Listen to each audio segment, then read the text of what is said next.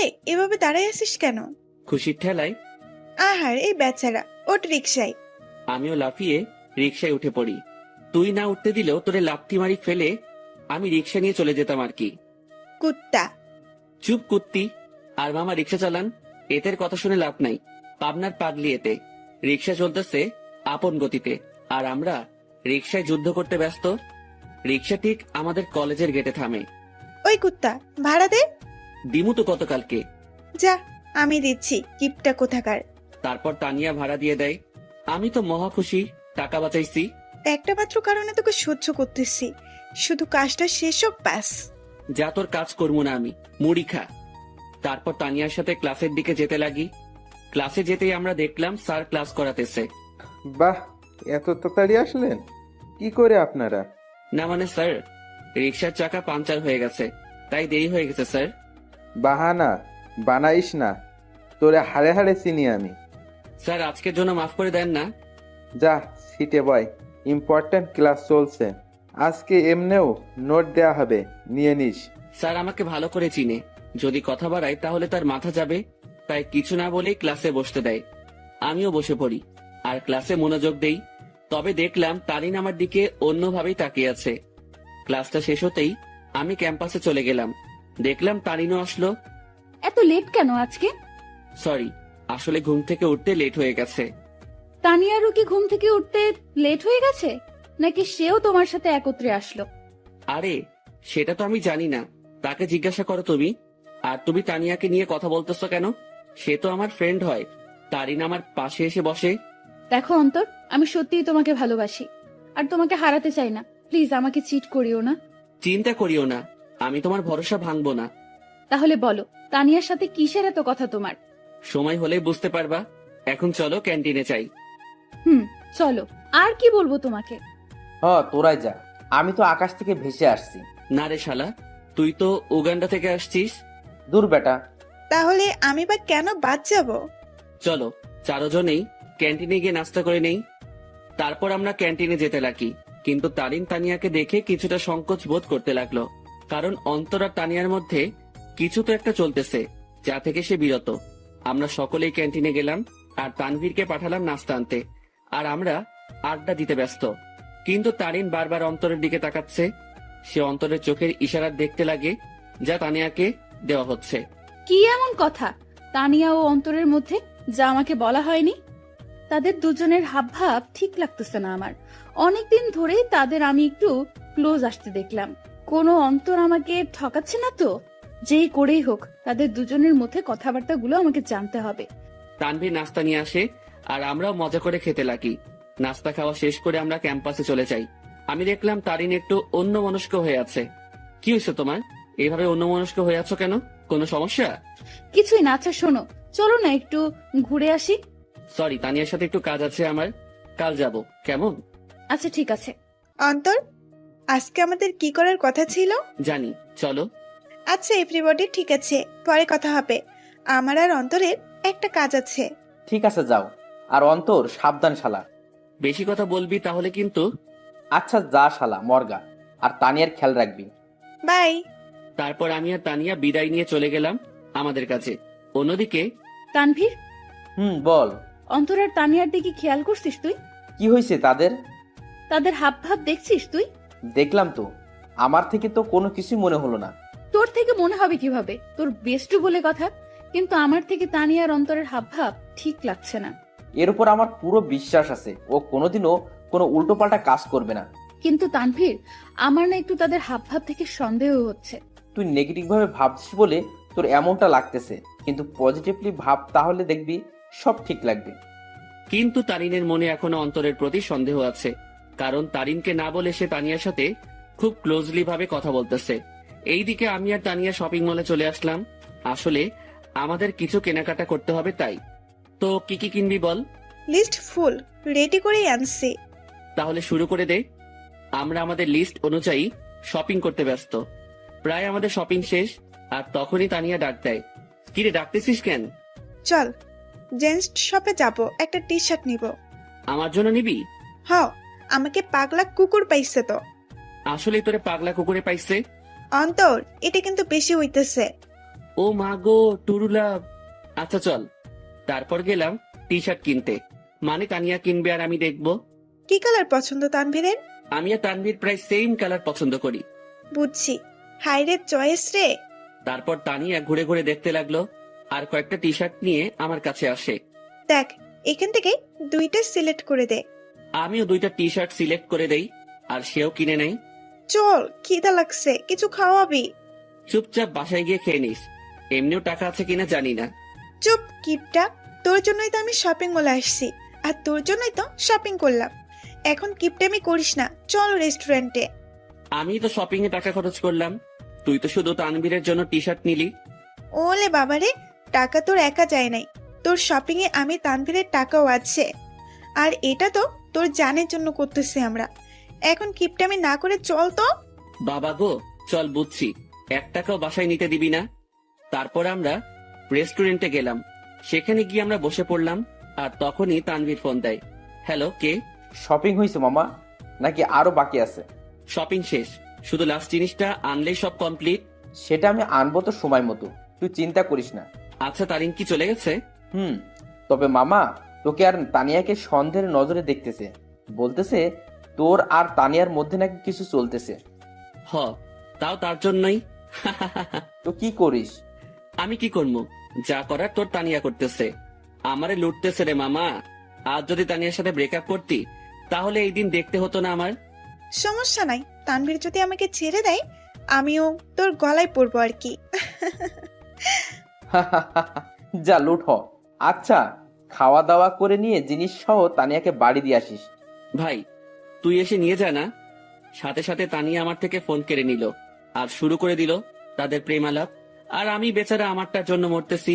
তানিয়া তানভীরের কথা শেষ আর আমাদেরও খাবার চলে আসে। অন্যদিকে তারিন ও তার কিছু বান্ধবীদের নিয়ে একই রেস্টুরেন্টে আসে, যেখানে অন্তর ও তানিয়া উপস্থিত। তারিন, দেখ তো, এটা অন্তর ভাইয়া না? তারিন অন্তরকে তানিয়ার সাথে দেখে প্রায় অবাক হয়ে গেল। তারিন দেখতে লাগলো তানিয়া আর অন্তর হেসে হেসে কথা বলতেছে আর খাবার খাচ্ছে। তারিন তার মোবাইলটা বের করে অন্তরকে কল দেওয়ার জন্য। এইদিকে আমি জানি না প্ল্যান সাকসেস হবে কিনা, তবে আমি আমার কলেজাটাকে খুশি দেখতে চাই। আমরা তো সেটাই চেষ্টা করতেছি অন্তর, তুই চিন্তা করিস না। হঠাৎই আমার কলটা বেজে ওঠে আর দেখলাম তারিন কল দিছে। আমিও রিসিভ করলাম। হ্যালো। কোথায় তুমি? আমি তো বাসায়। কেন? ও, কি করো তুমি? এই তো আছি। আর কি, মোবাইল নিয়ে। তুমি কি করো? আমিও মোবাইল নিয়ে ব্যস্ত। আচ্ছা, পরে কথা বলি, কেউ রুমের দিকে আসতেছে। Okay bye. তারপর কেটে দিল। কি বলে সে? আমি কোথায় কি করি এইসব? বাদ দে, তাড়াতাড়ি খাবার খেয়ে নে। অন্যদিকে তারিন অন্তরের মিথ্যা কথা শুনে মুখ চেপে কান্না করতে করতে বেরিয়ে যায়, সাথে তার বান্ধবীরাও।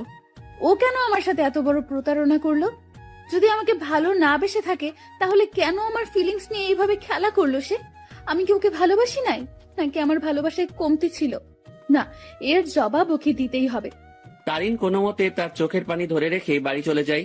এইদিকে, ম্যাডাম চলেন, আজকে এমনিও অনেক কাজ আছে আমাদের। তারপর বিল মিটিয়ে তানিয়াদের বাড়ির দিকে চলে যাই। তবে তানিয়াদের পুরনো বাড়িতে যাই আমরা।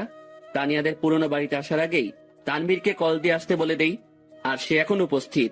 সব নেওয়া হয়েছে তোর? হয়েছে, জাস্ট লাস্ট জিনিসটাই বাকি। মামা, তারিন কিন্তু তোর উপর সন্দেহ করতেছে। সে মনে করতেছে আমার কলিজার লগে তোর চলতেছে। আমাকে কি পাগলে পাইছে? এই সেমরির সাথে আমার চলবো? ভাই রে ভাই, কি জিনিস রে এটা! আমার লুটি ফেললো। ভাই, একটু দেখে শুনে রিলেশন করতে পারিস না? ওই সাবধান। ঝগড়াঝাড়ি বাদ দে, আর এইগুলো আমাদের দিয়ে বাড়ি যা, আমরা কাজ শুরু করে দিব। ওকে, নে এইগুলো, আমি গেলাম। তারপর তাদের জিনিসপত্রগুলো দিয়ে আমিও বাড়ি চলে গেলাম। কই ছিলি তুই? আসিলাম আর কি, মেসেজ দিছিলাম না, দেখো নাই? দেখছি। যা রুমে, আমি তোর জন্য চা আনতেছি। এই না হলে আমার আম্মু আমার কতই না খেয়াল রাখে, আমাকে কতই না ভালোবাসে। খাওয়া দাওয়া বন্ধ কর।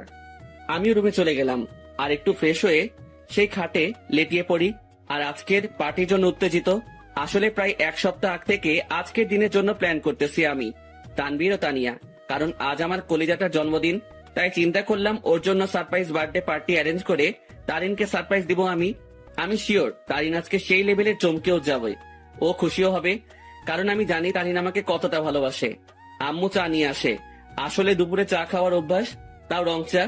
কি রে, আজকে তোর চেহারায় অন্য কিছুই দেখতে পাচ্ছি আমি। কি ঘটিয়ে আসলি আবার? দূর, কই কি ঘটাইছি আমি? সত্যি করে বল, কি ঘটিয়ে আসলি তুই? তোর চেহারায় আজ অন্য কিছুই বলতেছে আমাকে। ধুর আম্মু, বললাম তো কিছুই ঘটাই নাই। যাও, কথাই বলবো না। বলিস না, আমি গেলাম। তুই তোর রং চা শেষ কর। তারপর আম্মু চলে যায়, আর আমিও রং চা শেষ করলাম। আর আজকে কি কি হবে সেটা নিয়ে ভাবতে লাগলাম। অন্যদিকে তারিন বালিশে মুখ গুজে কান্না করতে ব্যস্ত, কারণ সে অন্তরকে তানিয়ার সাথে রেস্টুরেন্টে দেখলো। আর যখন সে অন্তরকে কল দেয় ও জিজ্ঞাসা করে, তখন অন্তর তাকে মিথ্যা বলে। সে অন্তরের এইসব নিয়ে ভাবতে লাগে আর চোখের পানি ফেলতে লাগে। সন্ধ্যাবেলা আমিও রেডি হয়ে নিলাম, দেখলাম তানিয়া কল দিছে। হ্যাঁ বল। কই তুই আসবি না? আমি না আসলে আমার তারিনকে কেক কে খাওয়াবে, ও লাগাবে। আচ্ছা, তানভীর কি গেছে কেক আনতে? তুই তাড়াতাড়ি আয়। বলেই কল কেটে দিল। আমিও মোবাইল আর ওয়ালেট নিয়ে বাসা থেকে বেরিয়ে পড়লাম। আমি চলে গেলাম সেই জায়গায়, সেখানে আমাদের বার্থডে পার্টি হবে। আর সেটা হলো তানিয়াদের পুরনো বাড়ি। আসলে তানিয়ার পরিবার আমাদের চিনে, আর তানিয়া ও তানভীরের বিয়েও ঠিক হয়ে আছে, কারণ তানিয়া ও তানভীরের বাসায় তাদের সম্পর্ক মেনে নেয়। আমিও দরজার কাছে গিয়ে নক দেই। কিরে, আসছিস? হ, আজকে সেই মজা হবে। আমি তো আর ওয়েট করতে পারতেছি না। ভেতরে চল তো। আমিও ভিতরে চলে যাই। অন্যদিকে তানিনের বান্ধবী নিশু দেখে অন্তর ও তানিয়ার কথাবার্তা শুনে অবাক হয়ে যায়। এটা আমি কি শুনলাম? অন্তর ভাইয়া তানিয়া আপুর সাথে উনি এত নিচু মানুষ তা আমার জানা ছিল না। আমি এখনই তারিনকে বলবো এই সব। নিশু তার মোবাইল বের করে আর তারিনকে কল দেয়। হ্যালো তারিন, শোন, কথা আছে। বলো। তারপর নিশু যা যা শোনে সব বলে। যা শুনে তারিন এবার রেগে যায়। আয় জানোয়ারের বাচ্চা, আমি এবার ছাড়বো না। আমি এর শেষ দেখেই ছাড়বো। তুই সেইখানেই থাক, আমি এক্ষুনি আসতেছি। তারপর কল কেটে দেয় আর তারিনও রেগে ঘর থেকে বের হয় অন্তরকে সাহায্য করার জন্য। তারিন ও তার বান্ধবী নিশু মিলে ঘরের দরজায় গিয়ে কান পেতে শুনি। এইদিকে আমি আর তানিয়া মিলে হলরুমে যা যা করা বাকি ছিল তা করলাম। আমিও তাড়াহুড়ো করতে গিয়ে সেখানে থাকা সোফার টেবিলের উপরে একটা বোতল ছিল, সেটা ধাক্কা খেয়ে তানিয়ার গায়ে পড়ি। আউ! সরি। এত তাড়াহুড়ার কি আছে, আস্তে আস্তে কর। ওকে। অন্যদিকে তারিন তাদের কথাগুলো শুনে মুখ চেপে কান্না করতে লাগলো। আর নিশু প্রায় অবাক হয়ে গেল এই সব শুনে। অন্তর ভাইয়া এত নিচ আর নোংরা প্রজাতির মানুষ হবে তা কল্পনাও করতে পারি না আমি। কুত্তার বাচ্চা, জানোয়ার, নরপশু, তুই তো আজকে শেষ। তারপর তারিন জোরে জোরে দরজা নক করতে লাগে। এইদিকে মনে হয় ও চলে আসছে। ওরে আমার লজ্জাপতি, এত লজ্জা পাইস না। তোর লজ্জা দেখে না লজ্জাও ইনসাল্টেড ফিল করবে। কুত্তা, তোর সাথে কি এমন দুশ্মনী করলাম, কথায় কথায় ইনসাল্ট করিস? যা, দরজা খোল। আমিও গিয়ে দরজা খুললাম। দরজা খুলে থ হয়ে গেলাম, কারণ তারিন ও নিশু উপস্থিত।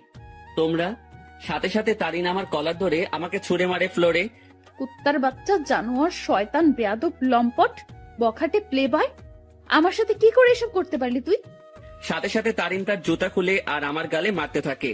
জানিস আমি তোকে কতটাই না ভালোবাসছি, কিন্তু তুই যে এমন হবি কে জানতো? তারিন, কি করছিস তুই এইসব? চুপ, বেয়াদব নষ্টা মেয়ে। তুইও কম না। তোর আর তানভীরের বিয়ে ঠিক হয়ে থাকার পরেও তুই আমার বয়ফ্রেন্ডের সাথে ছি। আর তুই, তোকে কতই না ভালো ভাবছিলাম আমি, কিন্তু তুই তো আস্তে একটা লুচ্চা, বেয়াদব, লম্পট। মানে যত খারাপই বলি না কেন, তার থেকেও নিচ তুই। আমি তারিনের অবস্থা দেখে অবাক হয়ে গেলাম। আর সে তো আমাকে তার পায়ের জুতো দিয়ে আমাকে মারলো। তার এই ব্যবহার দেখে আমার চোখ দিয়ে টপ টপে পানি পড়তে লাগে। আজ তারিন আমার সাথে এটা করতে পারলো? আমি কি এমন অপরাধ করলাম যার জন্য তারিন আমাকে এতগুলো কথা শোনালো আর জুতার বাড়িও দিল? তোর যদি রুম ডেট করার এত ইচ্ছা ছিল আমাকে বলতি, কিন্তু তুই কি না। এই লুচ্চা প্লে বয়, তোর কি একটুও মনে সংকোচ বোধ করে নাই? নিজেই নিজের বেস্ট ফ্রেন্ডের হবু বউয়ের সাথে তুই। আমার তো মন ভেঙে ফেললি, কিন্তু কি করে নিজের বেস্ট ফ্রেন্ডকেও ধোকা দিলি তুই? বলেই তারিন আমাকে জুতা দিয়ে মারতে লাগলো। ভাইয়া, আপনি এত নিচু প্রজাতির মানুষ হবেন তা আমার জানা ছিল না। আপনি জানেন তারিন সবসময় আপনাকে নিয়ে কথা বলতো, সবসময় আপনাকে নিয়ে কতই না স্বপ্ন ছিল তার, কিন্তু আপনি কি না। ভাইয়া, আপনাকে দেখে আমার ঘৃণা হচ্ছে। তাদের কথাগুলো শুনে আমি চোখ দিয়ে পানি ফেলছিলাম। আজ তারিন আমাকে এইভাবে অপমান করলো। আমি তো কোনো অন্যায় করি নাই। তাহলে কি বলতেছে তারিন এইসব? সত্যি কলিজাটা ফেটে যাচ্ছে আমার। জানিস তোকে কি করা দরকার? তোকে জুতার মালা পরায় এলাকায় ঘুরানো দরকার। দাঁড়া, আমি পুলিশকে কল দিচ্ছি। আর তখনই তানভীর কেক নিয়ে উপস্থিত হয়। সে আমাকে এভাবে পড়ে থাকতে দেখে ও তারিনকে এখন এখানে দেখে অবাক হয়ে যায়। এই অন্তর, এইভাবে পড়ে আসিস কেন? আর তারিন এখন এখানে কি করতেছে? তানভীর, আমি তোকে আগেও বলেছি এই জানোয়ার ও তোর নষ্টা হবু বউয়ের মাঝে অনেক কিছু চলতেছে, কিন্তু তুই বিশ্বাস করিস নাই। কিন্তু দেখ, আমার সন্দেহ ঠিক সত্যিই হয়েছে। আজ আমিও নিশু মিলে হাতে নাতে ধরছি এই দুইটাকে। তারা এখানে তাদের কীর্তিকলাপে ব্যস্ত ছিল, আর আমাকেও তোকে ঠকাছিল তারা দুজন মিলে। তানভীর কথাটা শুনে অবাক হয়ে যায়, তবে তানভীর অবাক হয় তারিনের কথাগুলো শুনে। এই কি বললি তুই? অন্তরা তানিয়ার মাঝে কি চলতেছে? দেখ তুই, তাদের দুইটাকেই তানিয়ার পুরনো বাড়িতে ধরছি আমরা। দেখ, পুরনো বাড়িতে এসে তারা তাদের প্রেম লীলা চালাচ্ছিল, কিন্তু আজ ধরা খেয়ে গেল দুই নষ্টা। সাথে সাথে তানভীর দিল তারিনকে কষে এক থাপ্পড় খেয়ে তারিন ফ্লোরে পড়ে যায়। দেখলাম তানভীর রেগে আছে, আমিও উঠে তানভীরকে ধরি। অন্তর, ছাড় আমাকে। এই মেয়ে কাকে কি বলতেছে? তারিন তানভীরের দিকে গাল হাত দিয়ে তাকিয়ে আছে, আর নিশু অবাক চোখে তানভীরের দিকে তাকিয়ে আছে। তানভীর আমার থেকে নিজেকে ছাড়াই নেয় আর তারিনের চুলের মুঠি ধরে দাঁড় করায়। এই, তুই কাকে কি বলছিস? আর কি বললি তুই? তারা এখানে এসে তাদের প্রেম লীলা চালাচ্ছিল, তাই না? আয় আমার সাথে তুই। তারিনের চুলের মুঠি ধরে হলরুম দেখাতে লাগে। এই দেখ, তারা আসলে কি করতেছিল। তোর জন্মদিন উদযাপন করার জন্য সে আজ থেকে 7 দিন আগে থেকেই তোকে খুশি করার জন্য আমাকেও তানিয়াকে নিয়ে প্ল্যান করে। সে তোর হাসি মুখটা দেখার জন্য দেখ কি করছে। চারদিকে ভালো করে তাকিয়ে দেখো। তারিন ভালো করে দেখে পুরো হলরুম দেখে যা সম্পূর্ণভাবে সাজানো। সেখানে বেলুন, জরি কাগজ ও বিভিন্ন কাগজের কারুকার্য দিয়ে সাজানো। তারপর তানভীর তারিনের চুলের মুঠি ধরে বার্থডে অলবোর্ড দেখায়। কি, ওরা তো এখানে নষ্টামি করতে আসছে, তাহলে এই সব কোনো প্রয়োজন ছিল? উত্তর দে। তানভীর আবার তারিনকে চুলের মুঠি ধরে কেকের প্যাকেটের কাছে নিয়ে যায়। দাঁড়া, তাদের নষ্টমী আরো একটা নমুনা দেখায় বলেই সেই প্যাকেট খুলে দেখায়। দেখ, তাদের নষ্টামি উদযাপন করার জন্য বার্থডে কেক আনে, যেটা তো সুন্দর করে লেখা আছে হ্যাপি বার্থডে তারিন। তারিন এই সব দেখে তাদের মনের মধ্যে অন্তরের বিরুদ্ধে যত সন্দেহ ঘৃণা ছিল সব দূর হয়ে যায়, আর সেই সেখানেই হাউমাউ করে কান্না করে দেয়। কিরে, এখন কান্না করতেছিস কেন তুই? আরো দেখবি তাদের নষ্টামির নমুনা। আসলে তোদের মতো মেয়েরা না ভালোবাসতেই জানে না, শুধু মুখে ভালোবাসি ভালোবাসি বললেই হয় না, মনে প্রাণে বিশ্বাসও করতে হয় ভালোবাসার মানুষকে। কিন্তু তুই কি করছিস? খালি সন্দেহ। হ্যাঁ, আমার বেস্টু খারাপ, কারণ সে তাকে খুশি করতে চেয়েছিল, আর আমি আমার সেই খারাপ বন্ধুকে নিয়ে গর্ব করি, কারণ সে মানুষকে ঠকায়নি কোনোদিনও।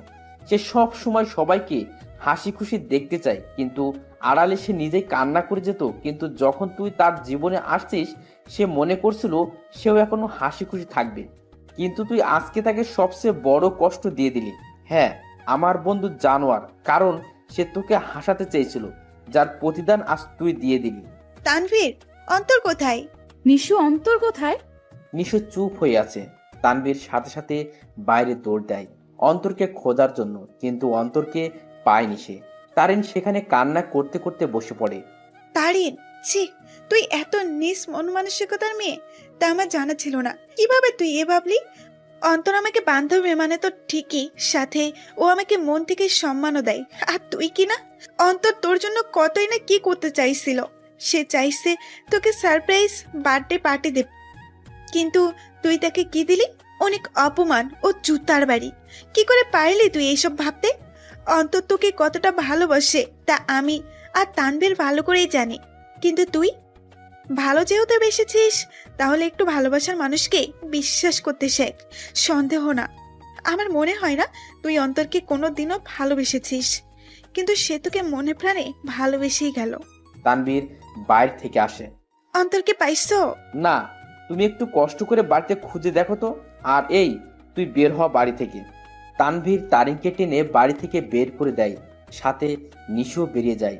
আর তানভীর ও তানিয়া মিলে পুরো বাড়ি খুঁজে দেখে, কিন্তু অন্তরকে খুঁজে পেল না। তারিন বাইরের রাস্তায় বসে বসে হাওমাও করে কান্না করতে লাগে। সে আজ তার সন্দেহের জন্য তার অতি প্রিয় একটা জিনিসের কাছে ঘৃণার পাত্র হয়ে গেল। কি করে আমার মাথায় এসব আসলো? কেন আমি অন্তরকে সন্দেহ করলাম যে আমাকে বলেছিল আমাকে কোনোদিন ঠকাবে না? কিন্তু আমি তাকে বিশ্বাস না করে তাকে অনেক কথা শোনালাম, খুব জুতার বাড়ি দিলাম। ছেলেটা তো আমাকে হাসি খুশি রাখতে চেয়েছিল, কিন্তু আমিই ওকে কাঁদিয়ে দিলাম। বলে সে আরো কান্নায় ভেঙে পড়ে। এইদিকে আমি মেইন রোডে চলে আসলাম।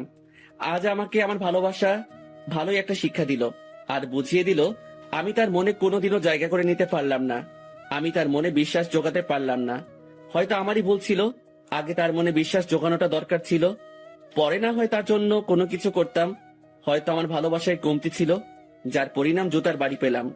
না, আর কোনোদিনও কাউকে ভালোবাসবো না, আর মনে আঘাত চাই না। আমি তারিনকে পেয়ে মনে করেছিলাম আমার দুঃখ কষ্ট ওর সাথে শেয়ার করব। মনে করলাম ও আমাকে বুঝবে, কিন্তু আমি ভুল ছিলাম। থাক, আর কাউকে ভালোবাসার প্রয়োজন নেই, আমি একাই ঠিক আছি। আর যদি কাউকে প্রয়োজন হয়, আমার বেস্টু ও আমার হৌভাবি আছে না, কিন্তু না আর কাউকে বিশ্বাস করব, না কাউকে মন দিব। কেউ চাই না, আমার শুধু পরিবার ও বান্ধবীদের নিয়ে থাকবো আমি মেইন রোডে হাঁটতে লাগলাম, মনকে শান্ত ও বোঝানোর জন্য যে তার জন্য কোনো ভালোবাসা নেই, আছে শুধু সন্দেহ আর সন্দেহ। আমিও মেইন রোডে যতদূর পারলাম হাঁটতে লাগলাম।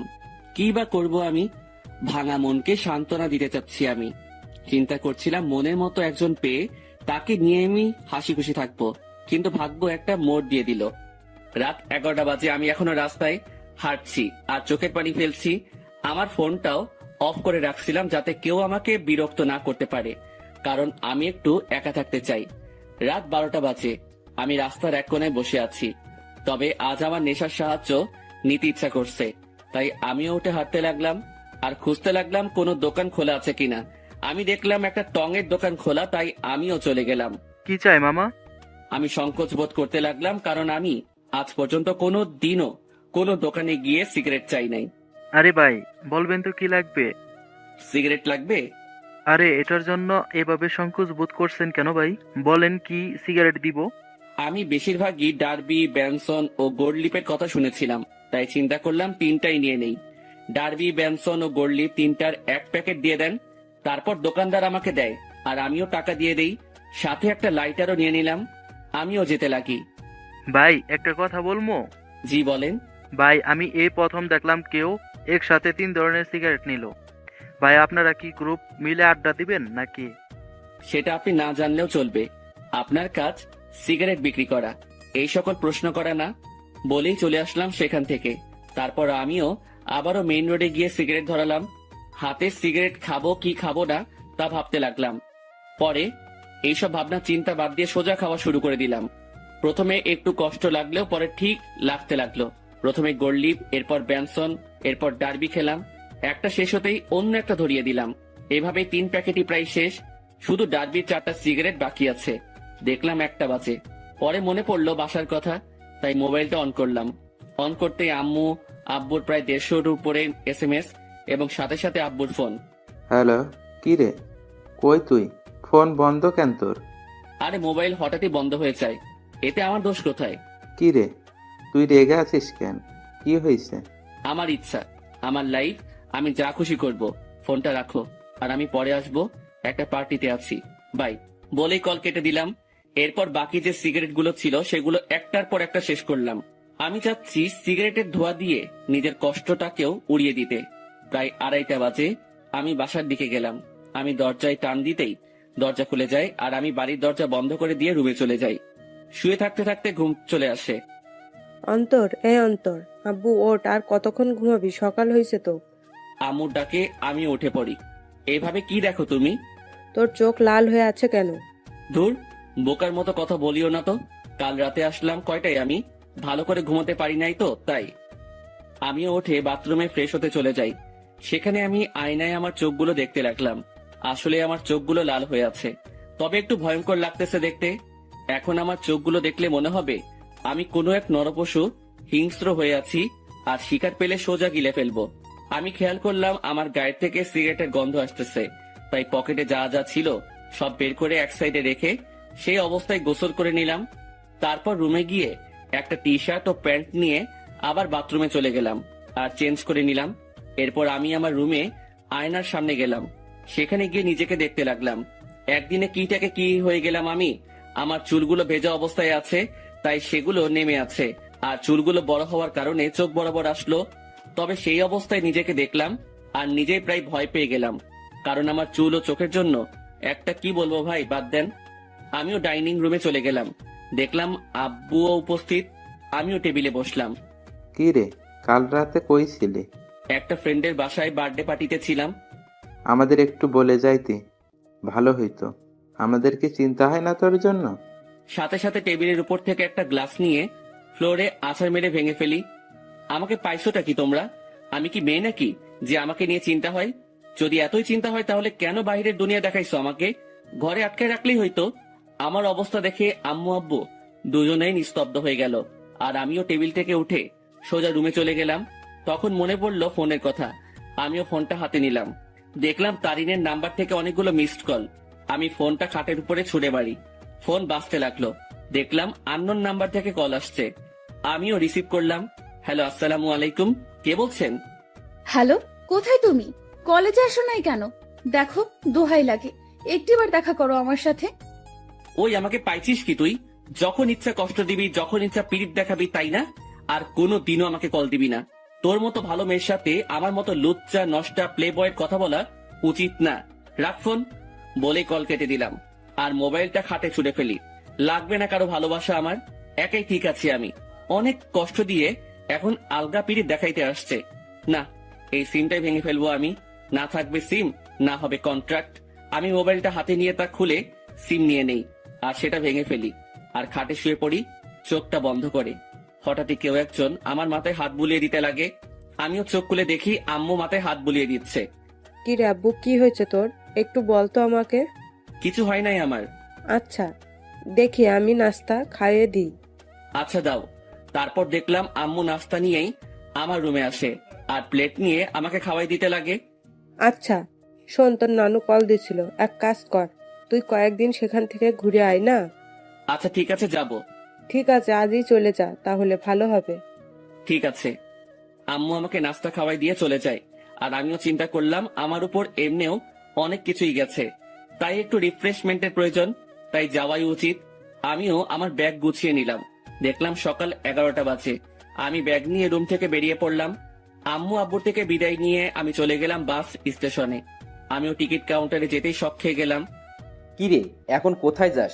আমি কি বলবো বুঝতে পারতেছি না, কারণ আমার সামনে তানভীর দাঁড়িয়ে আছে। শালা তুই তুই এখানে কি করতেছিস? শালা আমাকে একা করে কই যাচ্ছিস?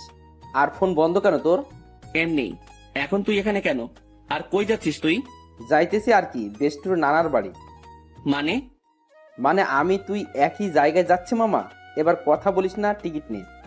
আমি আর কোনো কথা না বলে টিকিট নিতে গেলাম, কিন্তু প্রশ্ন হলো এই হারামি কি করে জানলো আমি যে এলাকা ছাড়তেছি? জি, 2টা টিকিট দেন তো জায়গার জন্য। নিয়ে নে, পরের বাস দেরি আছে। ঠিক আছে দেন তাহলে। আমি 2টা টিকিট নিয়ে নিলাম, কিন্তু আমরা দুজন দু প্রান্তে বসতে হবে। আমরা বাসে উঠলাম। আমি শুধু একটা ব্যাগ নিয়ে আসলাম, যেটাতে কিছু জামা কাপড় ও আমার কিছু প্রয়োজনীয় জিনিস আছে। আমি আবার সিটে বসলাম। যাক ভালোই, আমাকে জানালার পাশ দেওয়া হয়েছে।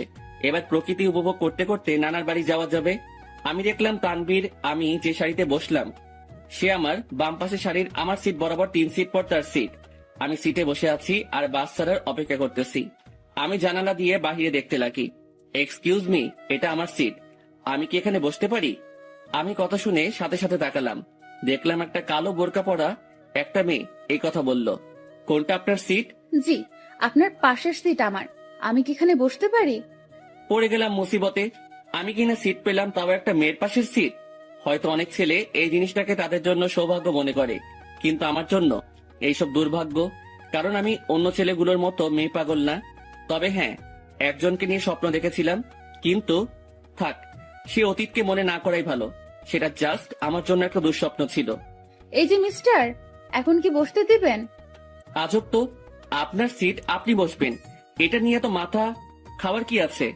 বসেন আপনার সিটে। তারপর মেয়েটা আমার পাশের সিটে বসে পড়ে। তবে আমার একটু আনইজি লাগতেছে। আমি তানভীরকে দেখতে লাগলাম। তানভীরের সাথেও একটা বোরকা পরা মেয়ে বসছে, আর সে তো পিড়িতিরে আলাপ করতে ব্যস্ত। আপু একটা কথা বলি, কিছু মনে করিয়েন না। আপনি যদি আমার বন্ধুর সিটে গিয়ে বসতেন তাহলে একটু ভালো হতো। সরি, পারবো না। আমি আমার সিট ছাড়া অন্য কোথাও বসি না, এটা সম্ভব না। বাপরে বাপ, কি জিনিস রে ভাই! একটা ছেলে পাশে বসছে, আমি ছেলে হয়েও তার জন্য একটু সুবিধার জন্য কথা বললাম, আর সেই কিনা গাড়ি স্টার্ট করলো। গাড়ি চলতে লাগলো আপন শক্তিতে, আর আমিও জানালার বাহিরে তাকিয়ে প্রকৃতি উপভোগ করতে ব্যস্ত। আচ্ছা, যদি কিছু মনে না করেন, আমাকে কি জানালার সিটটা দিবেন? আমি দেওয়া নেওয়া বন্ধ করে দিছি, যেটা নিজের সেটাকে নিয়েই থাকি। আর আমার জানালার সিট পড়ছে, তাই আমি এখানে থাকবো। দিবেন না ভালো কথা, এত অ্যাটিটিউড দেখাচ্ছেন কেন? আমার অ্যাটিটিউড বেশি, তাই দেখাচ্ছি। নাও প্লিজ সাইলেন্ট। কিছুক্ষণ নীরবভাবে বসে বসে বাইরে প্রকৃতি দেখতে লাগলাম, আর প্রকৃতির বাজেও হারিয়ে যেতে লাগি। আর তখনই তারিনের মিষ্টি হাসিটি মনে চলে আসলো। সাথে সাথে আমি প্রকৃতি থেকে আমার মনোযোগ সরিয়ে নিলাম। কি হলো, শখ খেলেন নাকি? আমি কিছুই না বলে আমার পকেট থেকে মোবাইল আর ইয়ারফোনটা বের করে কানে লাগিয়ে দিলাম, আর গান শুনতে লাগলাম। কিছুক্ষণ গানের মধ্যে মগ্ন ছিলাম আমি, আর তখনই পাশ থেকে খোঁচা দেয়, সমস্যা কি? গান শুনছিলেন? না তো, ব্যাডমিন্টন খেলছিলাম। এত রাগ আর কি আছে? আপু, আপনার সমস্যাটা কি বলবেন? কোনো সমস্যা নেই। আচ্ছা, আপনি কি রোমান্টিক গান শুনছিলেন? বুঝছি। আপু আসেন আপনি জানালার সিটে। মেয়েটাও খুশি হয়ে জানালার সিটে বসে, আর আমি পারতেছি না যে এখনই বাস থেকে নেমে যেতে। মেজাজটা খারাপ আগে থেকেই, আমার এখন আরো খারাপ করে দিল। আমি তানবীরকে দেখলাম শালা মেয়ের সাথে প্রীতির আলাপ করতেছে। হয়তো শালা ভুলেই গেছে তার বিয়েও ঠিক হয়ে আছে। আমি তানভীরকে ডাক দিলাম। তানভীর সিট থেকে আসে, কোনো মতে দাঁড়ায়। মেয়ে পেয়ে তো ভালোই কাজ চালাচ্ছিস, শালা ভুলে গেছিস তোর বিয়ে ঠিক হয়ে আছে? নাকি তানিয়ারে কল দিয়ে বলমু? আরে দোস্ত, মেয়েটা অনেক ফ্রেন্ডলি বিহেভ করে ভাই, অনেক হাসি আড্ডাও করে, তাই আর কি একটু। আমিও তানিয়ারে কল দিয়ে একটু। না না, কল দিস না দোস্ত, না হলে সব শেষ হয়ে যাবে বেটা। হোক শালা, সব শেষ। তোর পাশেও তো একটা মেয়ে, তার সাথে তুইও ফ্ল্যাট কর, কে বারণ করলো তোরে? সেটাই তো সমস্যা। এক কাজ কর, তোর পাশের মেয়েটাকে এখানে পাঠাই দে কষ্ট করে, না হলে। এই যে মিস্টার, মেয়েদের পাশে বসলে সমস্যা কোথায়? এলার্জি আছে আমার। এবার কথা বলিয়ে না, একদম চুপ থাকেন। আচ্ছা দোস্ত, আমি পাঠাচ্ছি। তারপর তানভীর চলে গেল, আর তানভীরের পাশের মেয়েটা আসে। আমি ওনাকে সিটটা দিয়ে আমি তানভীরের পাশে বসে পড়ি, আর সেখানে কানে ইয়ারফোন লাগিয়ে গান শুনতে লাগি। বাস বিরতির জন্য থামলো। তানভীর চল, একটু ফ্রেশ হয়ে নেই, আর কিছু খেয়ে নেই। চল। তারপর আমরা বাস থেকে নামলাম, আর একটু হালকা হয়ে নিলাম। তারপর দুজনেই খাবার খেয়ে নিলাম। তবে টেবিল থেকে উঠতেই ঠিক আমার পিছন বরাবর টেবিলে সেই দুইটা মেয়ে উপস্থিত। আমি তাদের দেখেও না দেখার ভান করে চলে গেলাম হাত ধুতে। তারপর হাত ধোয়া আমি তানভীরের কাছে গেলাম। তুই খা, আমি বিল দিয়ে দেই। না, বিল দিস না, আমি দিব। তুই কেন দিবি? তুই আমার সাথে আসছিস, তাই তোর বিল আমি দিব। মামা, বেইমানি হবে কিন্তু। যা যা, তুই দে। এমনিও কিপটা তুই, দে শালা। তারপর তানভীর খেয়ে বিল দিল, আর কিছু খাবার নিয়ে নিল। আমরা বাসে উঠে যাই, আর আমাদের আসার পরেই সেই মেয়ে দুইটাও আসে। কিছুক্ষণ পরে বাসটা ছেড়ে দেয়, আর আমিও কানে ইয়ারফোন দিয়ে গান শুনতে লাগি। প্রায় 2.5 ঘন্টা পরে আমরা আমাদের গন্তব্যে পৌঁছে যাই। আমরা বাস থেকে নামি আমাদের ব্যাগ নিয়ে। কিছুক্ষণ পরেও দেখলাম সেই মেয়েগুলো। আমি তাদের দেখেও না দেখার ভান করে আমি মোবাইলটা বের করলাম, আর মামাকে ফোন দিলাম। হ্যালো মামা, কই তুমি? আরে আমি সিএনজি স্টেশনের সামনে। পরে আমি মামাকে দেখলাম আর কলটা কেটে দিয়ে, আর তানভীরকে দিয়ে মামার কাছে চলে গেলাম। মামা আমাকে দেখে জড়িয়ে ধরে। কেমন আছিস অন্তর? ভালোই আছি। তোমাকে কয়বার বললাম আমার জন্য গ্রামের একটা সুন্দরী খুঁজতে, যাতে বিয়ে করতে পারি? বজ্জাত, এখনো ফাজলামি যায় নাই তাই না? কেমনে যাবে? মুই লেজেন্ডারি ফাজিল। আর মামা, এ হলো আমার বেস্ট, যার কথা তোমাকে বলতাম। কেমন আছো তানভি? তোমার কথা আমাকে এই ফাজিলটা প্রায় সময় বলে থাকে। জি ভালো, আপনি কেমন আছেন? ভালো। আচ্ছা তোরা চল আমার সাথে। তারপর মামা একটা সিএনজি ভাড়া করে, কিন্তু মামা কাকে যেন খুঁজতে লাগলো। কাকে খুঁজো মামা? আরে আরো দুজন আসবে, আব্বু বলছিল। কি অবস্থা তার শরীরের? ভালোই আছে আব্বু। আর আব্বু বলছিল তার নাকি কোনো বন্ধুর 2টা নাতনিও আসবে, তাদেরও নিয়ে যেতে বলল। ও আচ্ছা। তার কিছুক্ষণ পর মামা কাকে দেখে যেন চলে যায় আমাদের সিএনজির কাছে রেখে। আর কিছুক্ষণ পরে মামার সাথে 2টা মেয়ে আসে। তাদের দেখে আমি অবাক হয়ে গেলাম, কারণ এরা হলো সেই মেয়েগুলো যেগুলো আমাদের সাথে বসেছিল। আমি অবাক চোখে দেখতে লাগলাম। তোরা ওঠ, আমি বাইকে যাই। মামা বাইক আনছো? কেন? মামা তুমি সিএনজি করে চলে যাও, আমি বাইক নিয়ে আসতেছি। ভুলেও না। প্লিজ মামা, অনেকদিন পরে বাইক পাইলাম। কাল চালাস। আর কিছু বললাম না, কারণ মামার সাথে কথা বাড়ায় লাভ নাই। আমি আর তানবীর সিএনজিতে উঠে পড়ি, আর পিছে সেই দুইটা মেয়েই মজা করে বসে পড়ে। তারপর সিএনজি চলতে লাগে তার আপন গতিতে। আমিও গ্রামের পরিবেশ উপভোগ করতে করতে যেতে লাগি। মামা তার বাইক নিয়ে চলে যায়। আমরা আমার নানার বাড়ি পৌঁছে যাই। আমি দেখলাম নানা ভাই দরজায় দাঁড়ায় আছে। আমি নানা ভাইয়ের কাছে গেলাম আর নানা ভাইকে সালাম করলাম। নানা ভাই, কেমন আছিস? তারপর নানা ভাই আমাকে জড়িয়ে ধরে। আমি তো ভালোই আছি, তবে তোমার খবর জিজ্ঞাসা করবো না, কারণ তোমাকে দেখে পাওয়ারফুল মানুষ মনে হচ্ছে। কি মনে করিস? আমার অনেক শক্তি বলেই তো 80 বছরে বেঁচে আছি। কিন্তু নানা ভাই, আমি তো শুনছি ভালো মানুষ তাড়াতাড়ি মরে, আর শয়তান নাকি অনেক বছর বাঁচে। চুপ বেটা, ভিতরে যা। আমারে ধমকায় লাভ নাই নানা ভাই। তারপর তানভীরকে আমার কাছে ডাক দিলাম।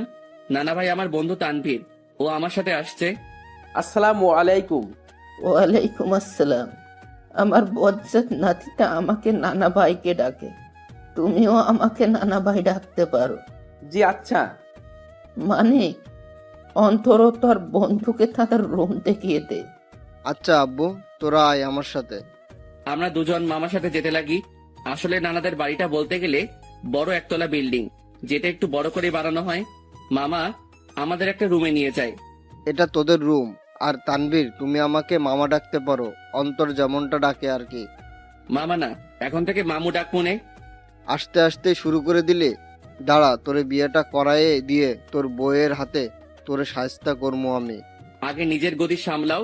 লাস্ট টাইম মামিকে দিয়ে কি করছিলাম মনে আছে নাকি? এবার আগের বারের থেকেও ডাবল হবে। তোরা ফ্রেশ হয়ে হলরুমে আয়, আমি গেলাম। কিরে ভাই, তুই তোর মামার থ্রেট দিস? হ, আরে বেটা, আসলে আমাদের পরিবারটা একদম ফ্রেন্ডলি, তাই সবার সাথে হাসি মজা করেই থাকি। তোর মতো আমি একটা পরিবার পাইলে হইতো। আমার পরিবার মানে তোর পরিবার বেটা। এখন কথা না বলে ফ্রেশ হয়ে নে। তারপর তানভীর ফ্রেশ হয়ে নিল। এরপর আমিও ফ্রেশ হয়ে নেই, আর দুজনেই হল রুমে যাই। সেখানে আমার মামাতো ভাই শান্ত বসে বসে মামা ও নানা ভাইয়ের সাথে কথা বলতেছে। কিরে শান্ত, কি অবস্থা তোর? শান্ত আমাকে দেখে আমার কাছে চলে আসে। সে 9-এ পড়ে। অন্তর ভাইয়া, কি খবর তোমার? কেমন আছো? ভালো আছি, কিন্তু তোর থেকে আমি এটা আশা করিনি। আমি আবার কি করলাম? তুই নাকি গোপনে বিয়ে করে ফেলছিস। দূর ভাইয়া, কি বলো এইসব তুমি? আমার কথা একটু ভাবলি না? আমি তোর থেকে কত বড়, অথচ বিয়ের দিক দিয়ে ছোট বানাই দিলি। কেমনে পারলি এটা করতে তুই? তোর তো বলছিলাম আমার জন্য মেয়ে খুঁজতে, আর তুই কি না, কাজটা ভালো করিস নাই তুই। দূর ভাইয়া, কে বলেছে তোমারে আমি বিয়ে করছি? আমার বিয়ের বয়স হয়েছে নাকি? আজকালকার পোলাপানগুলো বিশ্বাস নাই, বড় ভাইরে রেখে তারাই গোপনে কাজ সেরে ফেলে। আল্লাহ কোন যুগে আনলা তুমি আমারে। তোদের কথাবার্তা শেষ হলে নাস্তা কর। ও মামি, তোমার জামাই আমাকে বাস স্টেশনে মারছে। নাউজুবিল্লাহ। কিরে বেটা, আমি তোরে কই মারলাম? এই, তুমি অন্তরের গায়ে হাত দিছো? অন্তর আসতে না আসতেই কি মামারে এভাবে মারবি নাকি? তোর জ্বালায় আর বাঁচমু না আমি। আব্বুরে আগেই বলছিলাম এই শয়তানটা যদি আসে আগেই আমাকে বলে দিতে, যাতে বনবাসে ভাগতে পারে। মামার কথা শুনে সবাই হেসে দিল। নানা ভাই, নানু কই? কি আমার উপর রাগ নাকি নানু? হ্যাঁ, তার আদরের ছেলেরে কষ্ট দিবি আর সেই মনে হয় তোরে এমনি এমনি ছাড়ি দিব? কিছু মনে হয় বলতে হবে। তো নানু তার রুমে, আসলে শরীর একটু অসুস্থ তো, তাই রুম থেকে কম বের হয়। আচ্ছা, তাহলে আমি দেখা করে আসি। তারপর আমি নানু রুমের দিকে যেতে লাগি। নানু রুমের দিকে যেতেই আমি কিছু কথাবার্তা শুনতে পেলাম। নানু, আমি অনেক বড় ভুল করে ফেলেছি নানু। এখন ও আমাকে দুই চোখেই দেখতে পারে না। তুমি চিন্তা করিও না, আমাকে নানু ডাকছো না, আমি সব সামলে নিব, তুমি কান্না থামাও। আমি বুঝতে পারলাম নানু রুমে অন্য কোনো মহিলা বা মেয়ে আছে। তবুও এটা ফ্যাক্ট না আমার জন্য।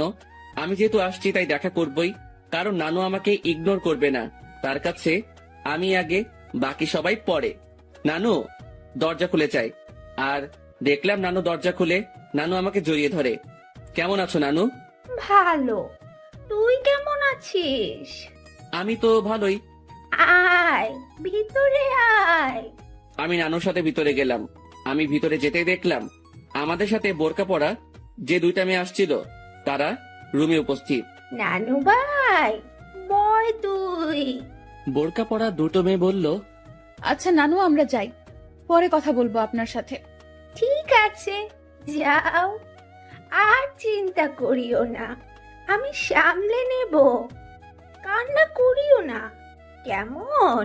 তারপর রুমে থাকা দুইটা মেয়েই চলে যায়। নানু মেয়েগুলোকে আর কান্নাকাটি করতেছিল কেন? আর বলিস না, একটু পারিবারিক সমস্যা, তাই আর কি। তো নানু ভাই, অবশেষে তোকে দেখলাম আমি। এবার শান্তিতেই মরতে পারবো আমি। নানু, কি উল্টাপাল্টা কথা বলো তুমি? এই সব বলা বাদ দাও তো। আচ্ছা নানু ভাই, বাদ দিলাম। এখন এটা বল, কেমন আছিস? আমি তো ভালোই আছি। তা তো দেখতেই পারতেছি, মনে অনেক কষ্ট নিয়ে সকলের সামনে ভালো আছিস দেখছি। মানে? কিছু না, বাদ দে। আমি নানুর সাথে নানুর রুমেই অনেকক্ষণ যাবত কথা বলি। অন্তর, একটা কথা শোন। জি নানু, বলো। মানুষ মাত্রই ভুল, তাই ভুল করবে, তাই বলে তাকে ক্ষমা করে দেওয়াই ভালো। কথাটা ঠিক বুঝলাম না নানু। আচ্ছা থাক, যা, রাত হইছে, খাবার খেয়ে নে। তুমি খাবা না? খাবো তো, তবে তোর মামি, আমি আর বাসায় আরো দুজন মেহমান আসছে, তাদের সাথে খাবো আর কি। আচ্ছা ঠিক আছে। তারপর আমি নানুর রুম থেকে চলে যাই আর হল রুমে যাই। সেখানে দেখি নানা ভাই, মামা ও তানভীর কথা বলতেছে। ভালোই তো, বহুত ভালো আলাপ চলতেছে মনে হয়। আমাকে দেখেই তারা হতাশ হয়ে যায়। বুঝলাম না কেন। আজব তো, এইভাবে কি দেখো? আমি কি ভূত নাকি? ভূতের চেয়ে কম নাকি তুই? এই মামু, মেজাজ খারাপ কইরো না, না হলে কিন্তু কি করবি তুই? গ্রামের একটা মাইয়ারে কিডন্যাপ করে বিয়ে করে চলে আসমো। আমার কথা শুনে সকলেই হাসতে লাগে, তবে আমিও উপর দিয়ে হাসতে লাগি, কিন্তু ভিতর দিয়ে থাক বাদ দেই এইসব। আমার জন্য কি অন্যদের হাসি ঠাট্টা বন্ধ করব নাকি? মামি আমাদের খাবারের জন্য ডাক দিল আর আমরাও চলে গেলাম খাবার খেতে। ভাই, শীতকাল, গায়ে আমার কোট আছে, তারপরেও একটু শীত লাগছে। রাতের খাবার খেয়ে নিলাম আমরা। আমিও চিন্তা করলাম রাতের বেলা একা একা হাঁটার। আমি আস্তে করে বাহিরের দিকে যেতে লাগি। কিরে, চোরের মতো কই যাস? যা শালা, ধরা খেয়ে গেলাম। না মানে একটু বাহিরে যাব মামা। অন্তর, বাইরে প্রচুর ঠান্ডা। অসুবিধা নাই, একটু যাই, চলে আসবো তো। ঠিক আছে যা, তবে দরজা লাগিয়ে দিবি। তুই দরজার কাছে আসলে আমাকে একটা কল দিস, আর তানবীরকে নিবি। না মামা, তানবীর এমনিও জার্নি করে আসছে, ক্লান্ত সে, তাই তাকে না নেওয়াই ভালো। আমি মামার সাথে কথা বলেই বাহিরে চলে আসি আর পকেট থেকে মাস্কটা বের করে পরে নেই আর কোটটাও মাথায় দিয়ে দেই। আমি হাঁটতে লাগলাম আর হাঁটতে হাঁটতে একটা দোকানের কাছে চলে গেলাম। আর সেখানে যেতেই মাথায় আসলো সিগারেটের কথা। মুখে মাস্ক আর হুডি, আর সেই অবস্থায় দোকানে চলে গেলাম। আরেক প্যাকেট ডার্বি নিয়ে নেই, সাথে ম্যাচও। সেটা নিয়েই আমিও চলে যাই এক নির্জন জায়গায়, মানে বলতে গেলে পুকুর পাড়। সেখানে পাড়ে বসার জায়গা আছে আর আমিও সেখানে বসে পড়ি আর সিগারেট টানতে লাগি। সিগারেটের ধোঁয়ার আমি আমার কষ্টগুলোকে উড়িয়ে দিচ্ছি। একজনকে মনে প্রাণে খুব ভালোবাসছিলাম, যার প্রতিদান জুতার বাড়ি পাইছি। একেবারে ভালো মতেও শিক্ষা হয়েছে আমার, আর কোনো দিনও ভালোবাসার দিকে যাব না। একাই ঠিক আছি আমি, না কারো টেনশন, না কাউকে হারানোর ভয় আমার। আমি পুকুর পাড়ে বসে বসে 2টা সিগারেট খাইলাম। আসলে পরিবেশটা আমার খুব ভালো লাগতেছে, কারণ চাঁদ রাত, আবার পুকুর পাড়ে, সেখানে পরিবেশটা খুবই দারুণ লাগতেছিল আমার। কিছুক্ষণ সেখানে সময় কাটিয়ে আমি বাড়ি চলে গেলাম। বাড়ির কাছে যেতেই মামাকে কল দিলাম আর মামাও দরজা খুলে দেয় আর আমি আমার রুমে চলে যাই। দেখি তানবীর ঘুম। আমিও আমার মোবাইলটা চার্জ দিয়ে ব্যাগে সিগারেট ও ম্যাচ ঢুকিয়ে রাখি আর গায়ে কম্বল দিয়ে ঘুম। সকালবেলা অন্তর ভাইয়া, এই ভাইয়া, উঠো না কেন? সকাল হয়েছে তো ভাইয়া। আমিও উঠে পড়ি আর দেখলাম শান্ত আমাকে ডাকতে লাগলো। সকাল হয়েছে ভাইয়া, আম্মু নাস্তা রেডি করতেছে। তুই যা, আমি ফ্রেশ হয়ে আসতেছি আর তানভীর কই? ভাইয়া তো আব্বু ও দাদুর সাথে কথা বলতেছে। তারপর শান্ত চলে গেল। আমিও উঠে পড়ি। হঠাৎই আমার জানালার দিকে চোখ গেল, আর সেখানে দেখে মনে হচ্ছিল কেউ আমাকে দেখতেছিল। আমিও চলে গেলাম ফ্রেশ হতে। ফ্রেশ হয়ে এসে দেখি মামা, তানভীর, নানা ভাই, মামি, নানু সবাই কথা বলতে ব্যস্ত। আমিও গেলাম। তারপর সকলে মিলে নাস্তা করে নিলাম। অন্তর, আমার বাইক নিয়ে তুই তানবীরকে নিয়ে ঘুরে আয়। ও তো এখানে নতুন, তাই একটু দেখায় আন। আচ্ছা।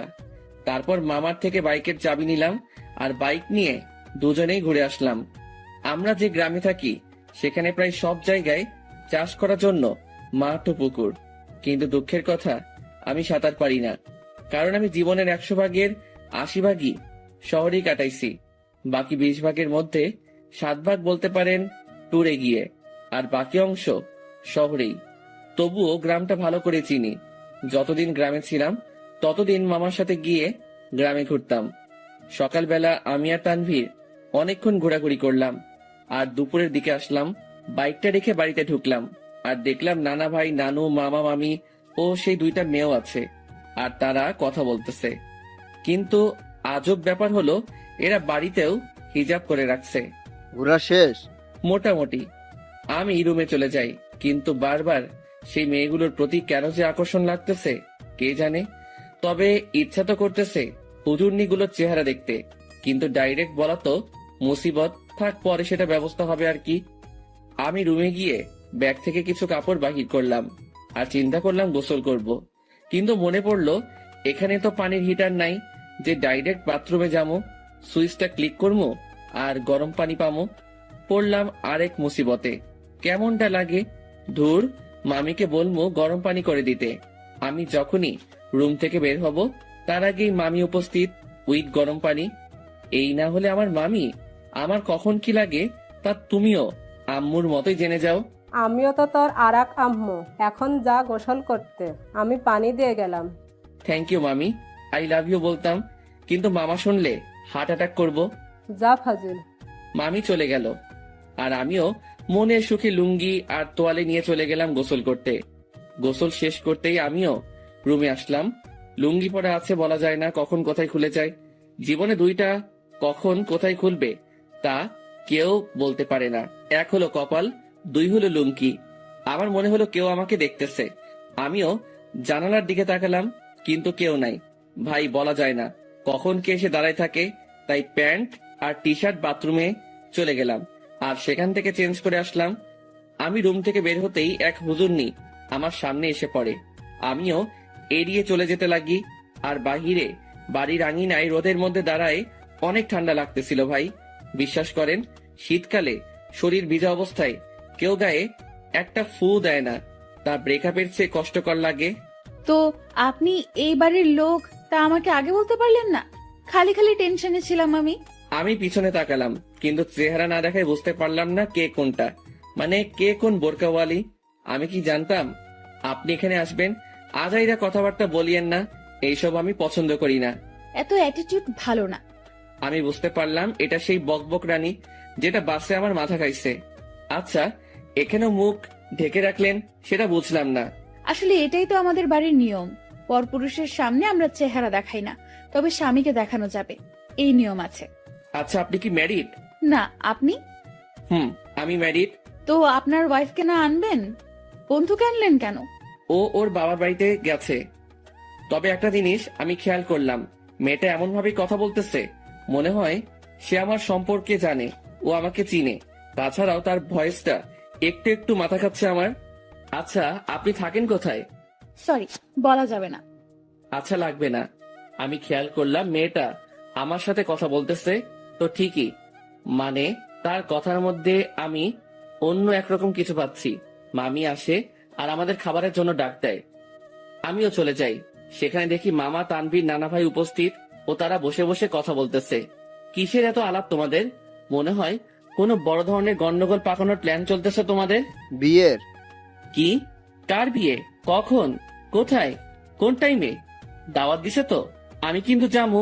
শালা তোর অভ্যাস চেঞ্জ হইল না। আরে বেটা, ফ্রি খাবার কেমনে মিস করবো বেটা? ও মামা, বলো না কার বিয়ে? আমি বিরিয়ানির চান্স মিস করতে চাচ্ছি না। তোর বিয়ে? কি? এবার খা নিজের বিয়ের বিরিয়ানি। মেজাজটা এখন 440 হয়ে গেল কিন্তু। আরে তোরা থাম তো। তারপর সবাই মিলে দুপুরের খাবার খেয়ে নিলাম। অন্তর, আজকে একটু বাজারে যাব, কিছু কিনতে হবে, তুই যাবি? আচ্ছা গেলাম আর কি, সাথে তানভীরকেও নিয়ে নিব। আচ্ছা ঠিক আছে। অন্তর, আপুর সাথে কথা বলেছিলি? হুম, সকালে বলছিলাম যখন তানভীরকে নিয়ে বের হয়েছিলাম তখন আম্মু কল দিছিল। আচ্ছা শোন, তোরা বাজারে যাবি ভালো কথা, আমার ওষুধ আনতে ভুলিস না। জি আব্বু।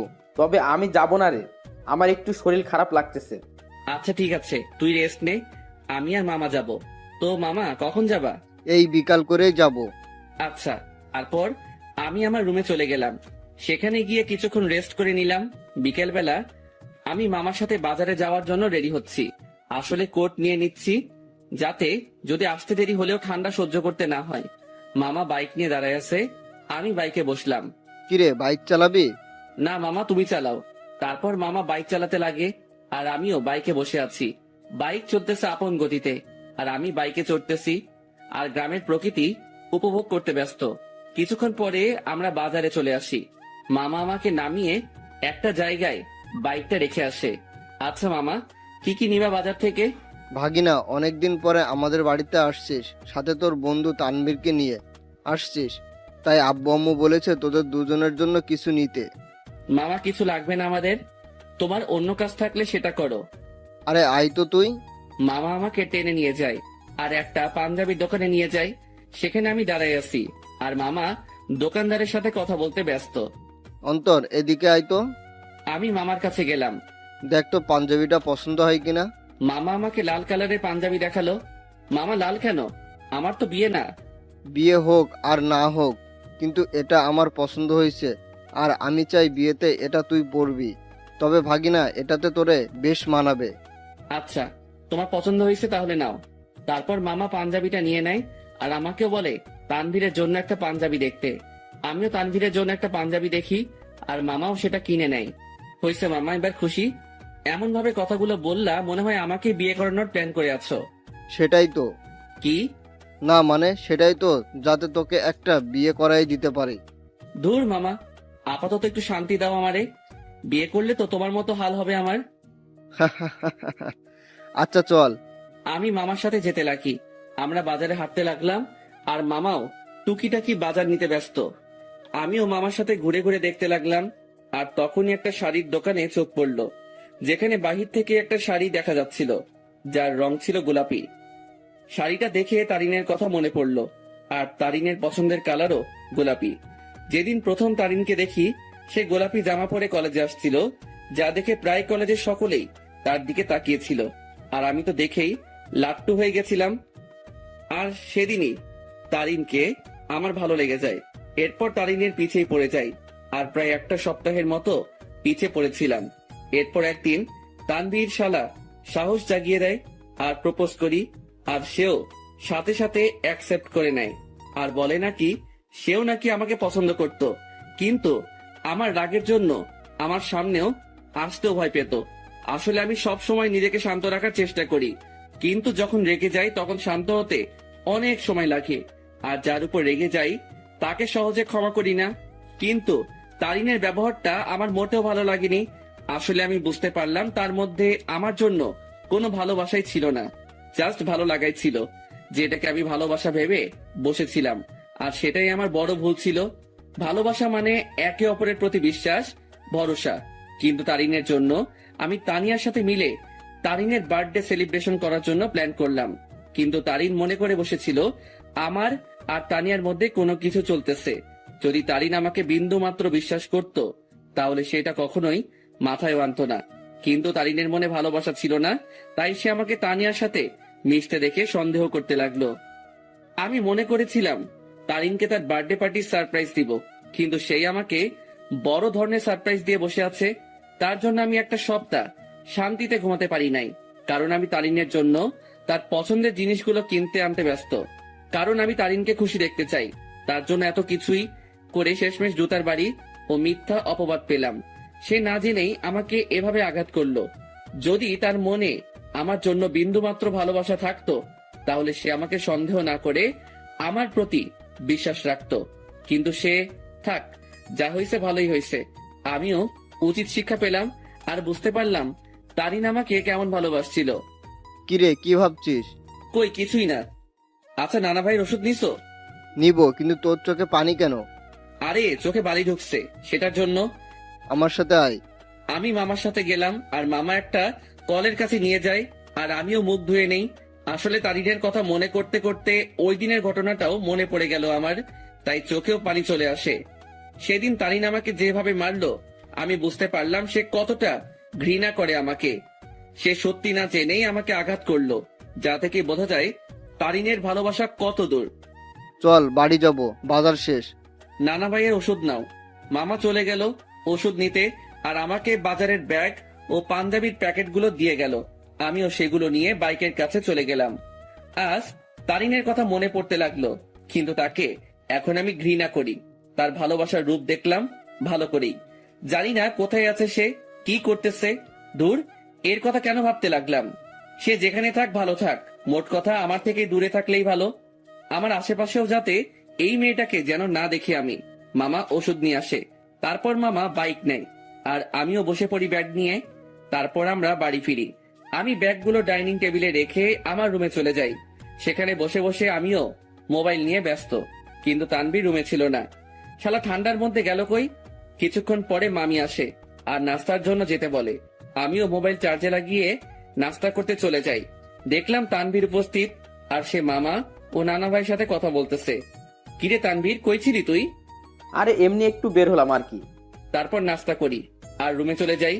সেখানে তানভীরও আসে। তোর নাম্বার বন্ধ কেন? কি বলিস, নাম্বার বন্ধ? কোনটা? কেন, শেষে 86 ওইটা? ও ওইটা? ওইটা তো নষ্ট হয়ে গেছে। নষ্ট হয়েছে নাকি তুই নষ্ট করছিস? আমি করছি। কেন, তোর কাছে আমার শেষে 68 ওয়ালা নাম্বারটা নাই? আছে তো। সেটাতে কল দিলে পাবি। আচ্ছা, তানিয়ার সাথে কথা হয়েছে তোর? আরে আরেকটু আগেও তো কথা বলে আসলাম তার সাথে। কি? আরে ফোনে কথা বললাম আর কি। তুই কি মনে করছিস তানিয়া এখানে আর আমিও তার সাথে ঘুরে ঘুরে কথা বলতেছি? আমি তো এটা মনে করি নাই। তুই এই কথাটা বললি কেন? আরে শালা, তুই তো এটাও ভাবতে পারিস, তাই আগে বলে দিলাম আর কি। আচ্ছা বাদ দে। আর শোন, তানিয়াকে আমার পক্ষ থেকে সরি বলে দিস ওই দিনের ঘটনার জন্য।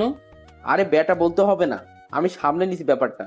তারপর তানবীরের সাথে রাতে খাবারের আগ পর্যন্ত আড্ডা দেই। তারপর মামা এসে আমাদের খাবারের জন্য ডাকে আর আমরাও খাবার খেয়ে নেই। এরপর রাতে আম্মু আব্বুর সাথে কথা বলে নিলাম আর মোবাইলে সকাল ভোরের জন্য অ্যালার্ম দিলাম, যাতে সকালে উঠে নামাজ পড়ে গ্রামের শীতকালের সকালের দৃশ্য উপভোগ করতে পারি। এরপর দিলাম ঘুম। সকাল ভোরে আমার অ্যালার্ম বেজে ওঠে আর আমিও উঠে পড়ি। আমার অ্যালার্ম শুনে তানভীর কিছুটা নড়ে ওঠে। আমিও অ্যালার্মটা বন্ধ করে দেই আর শালা আবার ঘুম। আমিও ফ্রেশ হয়ে নেই আর বাসার থেকে উজু করে নেই। এরপর দরজা খুলে আমিও চলে গেলাম মসজিদে ফজরের নামাজের জন্য। মসজিদে নামাজ শেষ করে এবার বেরিয়ে পড়লাম ঘোরার জন্য। চারিদিকে কুয়াশায় ঘেরা, সামনে কি আছে কেউ দেখতে পারবে না। আর গ্রামের পরিবেশে এটা একটা অসাধারণ ও মুগ্ধকর মুহূর্ত। তবে এটাই না, এখন সবচেয়ে আকর্ষণীয় জিনিস দেখার বাকি, যেটা প্রায় অনেকে দেখতে গ্রামে আসে। আর সেটা হলো শীতকালে সকাল ভোরে সূর্যোদয়। ভাগ্যিস আমি কোট শু পরে বের হইছি, না হলে এমনিও ঠিক না জমে কুলফি হয়ে যাইতাম। আমি হাঁটতে লাগি আর কিছু স্বপ্ন দেখছিলাম, সেইগুলো ভাবতে লাগি। একদিন এক শীতের সকালে তাকে নিয়ে হাঁটবো, একটা চাদরকে দুজনে ভাগাভাগি করে নিয়ে পড়বো, একে অপরকে ধরে সেই কুয়াশা ভরা রাস্তায় একে অপরকে নিয়েই মগ্ন থেকে হেঁটে যাব। তাকে নিয়ে শীতের সকালে সূর্যোদয় দেখব আর সকালবেলা দুজনে ঠান্ডা ঠান্ডা খেতে।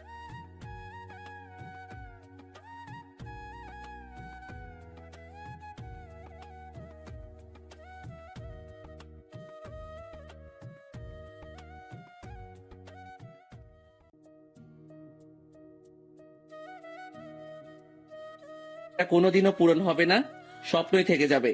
থাক, কেউ লাগবে না আমার। আমার লাইফ আমি একা এনজয় করব। তার ভালোবাসার কোনো প্রয়োজন নেই আমার। তার ভালোবাসার নমুনা দেখলাম ভালো করেই। যার মধ্যে আমার জন্য বিন্দুমাত্র বিশ্বাস নেই, সে কি করে আমাকে ভালোবাসবে? ভালোবাসার মধ্যে বিশ্বাসের অবদান বেশি, কারণ একে অপরের প্রতি বিশ্বাসী ভালোবাসাকে আরো বাড়িয়ে তোলে। সূর্যোদয় শুরু হয় আর আমিও রাস্তায় দাঁড়িয়ে দেখতে লাগি পকেটে হাত দেওয়া অবস্থায় সেই মুগ্ধকর দৃশ্য দেখতে ব্যস্ত আমি।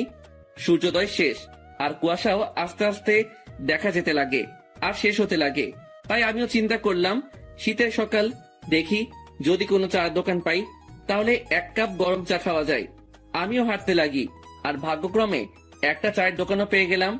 আমিও সেখানে যাই। 1 কাপ চা দেন তো। জি দিচ্ছি, বসেন। আমি বসে আছি আর পকেটে হাত, কারণ হাত প্রায় ঠান্ডা হয়ে আসছে।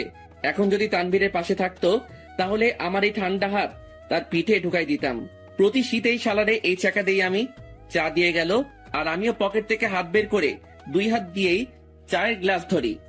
চায়ের গ্লাসের তাপ দিয়ে হাত গরম করতেছি আর একটু একটু চুমুক দিচ্ছি চায়ে।